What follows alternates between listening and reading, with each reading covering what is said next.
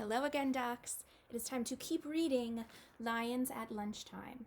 Now, when we left off, Jack and Annie went to Africa, and Annie just went out of the treehouse because she wanted to help the animals get across the river to migrate. So, let's read chapter 3, Disaster. Uh-oh, that doesn't sound good. Come on, Jack, Annie called. She was almost to the river. Just a minute, he shouted. He wanted to study the giraffes and zebras. He pulled out the Africa book and found a picture of giraffes. He read, "The giraffe is the tallest animal in the world. Its legs alone can be 6 feet tall, and its hooves can be as big as dinner plates. The giraffe has a very powerful kick, which makes it dangerous to attack. For this reason, lions tend to avoid giraffes." Jack pulled out his notebook and wrote, "Notes on Africa. Lions avoid giraffes." He turned the page and read more. Zebras live in family groups. As no two zebras have exactly the same pattern of stripes, every baby zebra must learn its own mother's patterns. Jack studied the zebras, trying to see their different patterns. But in the hazy afternoon light, all the stripes made him dizzy. He blinked to clear his head, then read more. Zebras are the first to cross the river because they eat the coarsest grass. After they've thinned down the top layer, the wildebeests arrive and eat the next layer. They prepare the grass for the gazelles who come last. Wow, thought Jack. Each animal depends on the one that goes before. He wrote, "Animals all connected." Jack heard Annie shouting from the riverbank. "Jump, beast, jump! You can do it! Don't be afraid! Come on!" He looked up.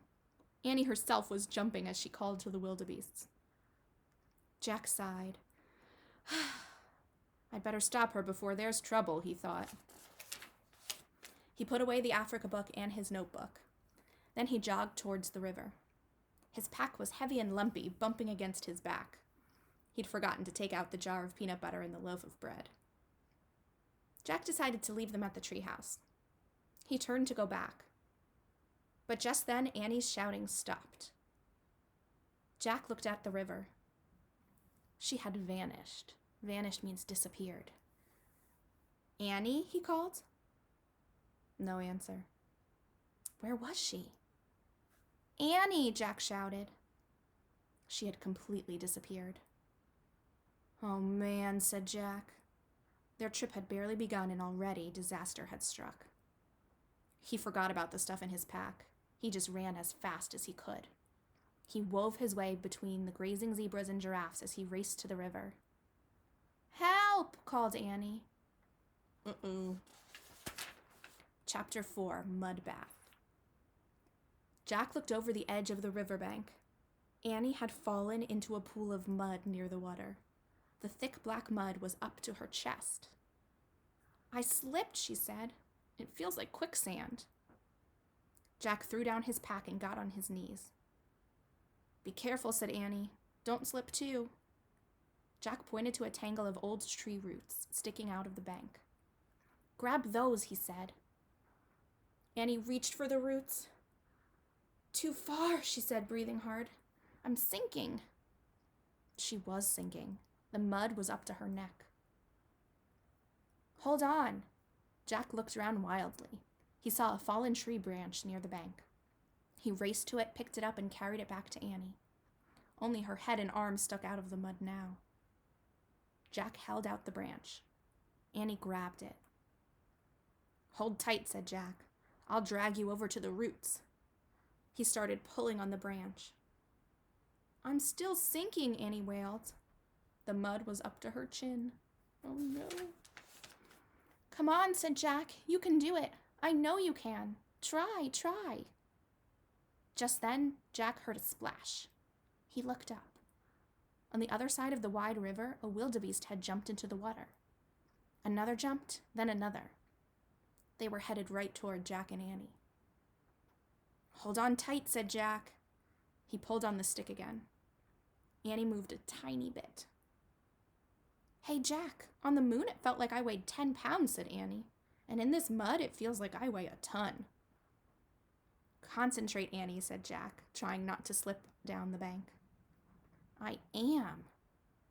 The lead wildebeests were halfway across, swimming toward them. Many more wildebeests were jumping into the water. It's now or never, said Jack. He took a deep breath. He pulled really hard. Just then, a shadow passed over them. Jack looked up. Uh-oh, he said. A huge vulture circled overhead. It thinks you're near the end, said Jack. Oh, get out of here, Annie shouted at the vulture. I'm fine. In a burst of fury, she let go of the branch. She lunged for the roots. She grabbed them. Yes, cried Jack. Pull, pull. Slowly, Annie pulled herself out. She was covered with the black mud from head to toe. Jack helped her onto the bank, getting mud all over himself. See? Annie shook her fist at the vulture. I'm fine. Now beat it. But the giant ugly bird still circled. Come on, let's get away from him, said Jack. He pushed his glasses into place. I'm going to show you this now. See him pulling her out? Rats, he said. Now his glasses were muddy. He tried to clean his hands in the grass. Oh no, shouted Annie. Jack turned to her. The wildebeests will get stuck in the mud hole, she cried. She waved her arms at the wildebeest struggling to swim across the river. Not here, she shouted, not here. But the frantic swimmers kept coming. And that is where we stop. That is a cliffhanger. So next time we will read chapter 5 called Ha Ha. I wonder what that means. All right, I hope you like these chapters. See you next time.